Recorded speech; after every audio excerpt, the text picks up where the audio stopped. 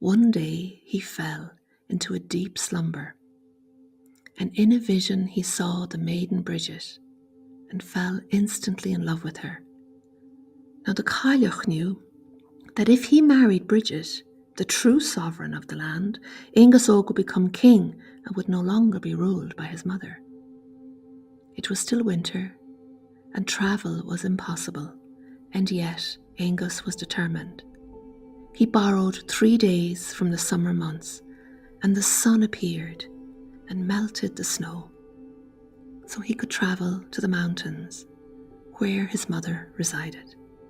He searched and searched, but could not find his maiden, until he heard her sad voice singing deep in the forest,